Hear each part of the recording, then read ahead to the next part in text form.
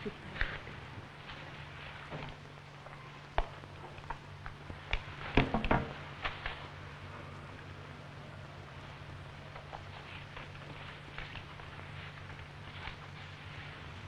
bạn Mỹ thân mến, Dear American friends, tôi rất sung sướng I am so happy as a South Vietnamese woman and mother to have the opportunity to speak to you. I convey to the American women friends my best wishes for good luck and more happiness. May I express my sincere thanks to the Women's Strike for Peace for its contribution to the anti-war movement and its sympathy and support to our people, particularly the South Vietnamese women.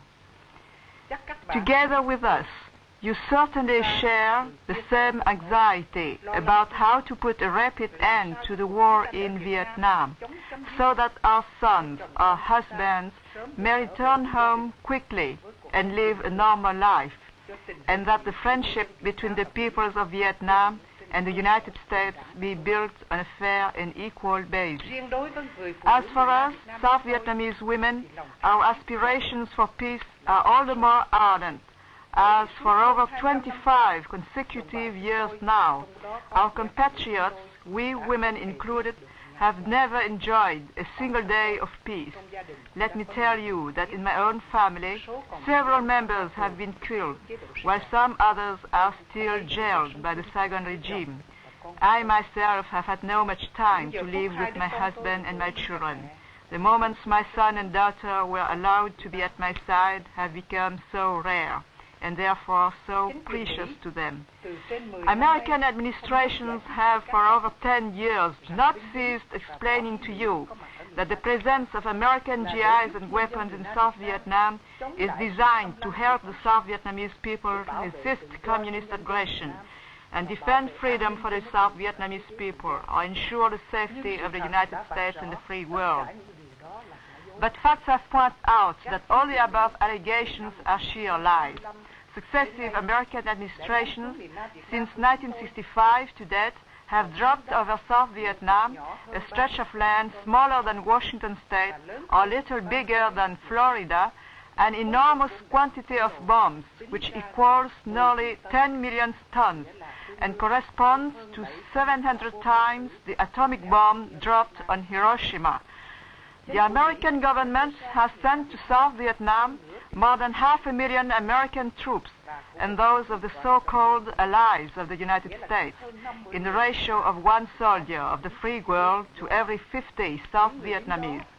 Those soldiers, your husbands, sons, or brothers, have been dispatched to South Vietnam to perpetrate such atrocities as in Song Mi, My Lai, such mass murders abhorred by human conscience. They have been sent to South Vietnam to protect the Saigon regime, an obviously dictatorial and fascist puppet regime. How many young Americans have been killed, maimed, and become invalid in this war? According to Pentagon official figures, much lower than actual ones, since President Nixon took office, over 10,000 American GIs have been killed and 50,000 others wounded. The U.S. brutal aggression has caused untold suffering, mourning, and humiliation to the South Vietnamese women. Our own sisters and children have been the victim of mass murders, sweep operations, arrests, detention in jails of the tiger cages pattern, and subjected to barbarous tortures and rapes. I'm not going to talk much about the suffering of the Vietnamese, and even if I did it, it was not to blame you, because we do know that you also feel bitter grief at the sight of such scenes. Never have the Vietnamese people nurtured any enmity towards the American people, nor have we done any harm to the security or the legitimate interests of the United States. We only wish to live in independence and freedom on our own soil, to live a peaceful and happy life, just like any people wants to. It is for those most cherished aspirations that the Vietnamese people have for centuries in their history been fighting, as they are fighting now against the U.S. intervention and cruel aggression. The U.S. legal presence in South Vietnam, as well as the survival of the Thieu Chi Him administration, a clique of U.S. agents utterly bellicose and corrupt are the origin of the war, as well as all the suffering in our country. They have also caused the losses in lives and property and the discredit upon the United States' reputation. At the Paris Conference on Vietnam, proceeding from the inalienable right of any nation to self-determination and paying due consideration to the American people's legitimate aspirations, in the name of the South Vietnamese people and the Provisional Revolutionary Government of the Republic of South Vietnam, we have put forward the following logical and reasonable solution with a view to putting an end to the war rapidly and restoring peace in Vietnam. If the American government declares it will withdraw all American troops from South Vietnam before a reasonable and adequate time limit, that is before June 30, 1971, then the Liberation Armed Forces will refrain from attacking the American forces in process of withdrawal, and the parties will engage at once in discussions on the safety to be ensured to the other forces that will be pulled out, and also on the release of captured military men, namely American GIs captured in South Vietnam as well as American pilots captured in North Vietnam. We also demand that the American government give up compelling the South Vietnam people to accept the TOK administration, which is bitterly hated and fiercely opposed by the whole of them. The South Vietnam people will set up a provisional coalition government, that is, a government of broad representativity that stands for peace, independence and neutrality. The said government will hold free and democratic general elections in South Vietnam and at the same time ensure that the South Vietnam people enjoy wide democratic liberties and that no acts of terror or reprisal be taken against those who have collaborated with either side in wartime. All the above-mentioned points have been expounded in my statement of September 17 last in Paris. Please think it over.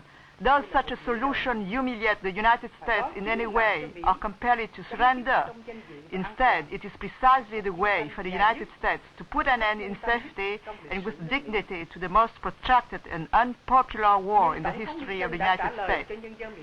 But President Nixon has answered the South Vietnam people by carrying out his Vietnamization policy, which aims actually at continuing the war and prolonging the presence of a considerable number of American troops in South Vietnam, thus preventing the South Vietnam people from exercising the right to self-determination.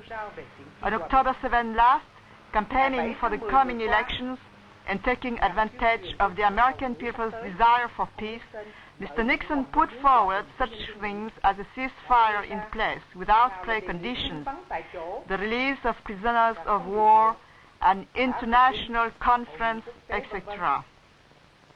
But after looking carefully at the contents of these issues, one can see clearly that they have no realistic basis at all. How could there be a ceasefire when the parties have not yet come to agreement on the key issues of the war?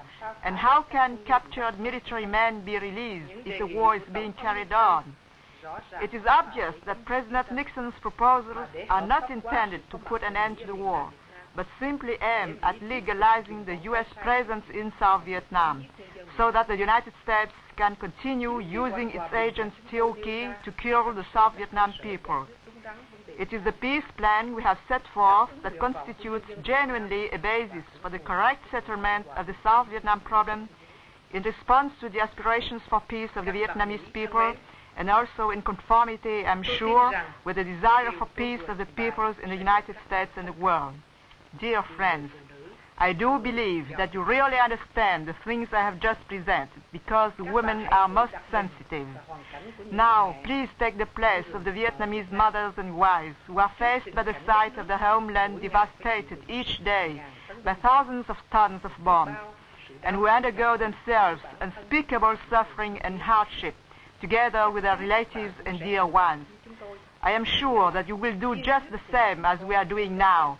I mean, you will put out together with your husbands, sons and brothers a resolute struggle, whatever sacrifices or privations may happen, in order to wrest back independence and freedom for your own country At the same time, happiness and a brilliant future for your own families and children.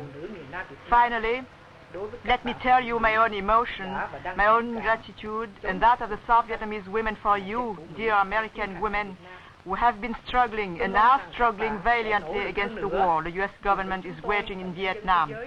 I hope that you will make greater efforts in demanding, together with us and the world's peoples, that the Nixon administration put an end to the war, bring all American boys home before June 30, 1971, and let the South Vietnam people settle themselves their internal affairs. My sincere thanks to you, dear friends, and my best wishes for happiness to you, families and children.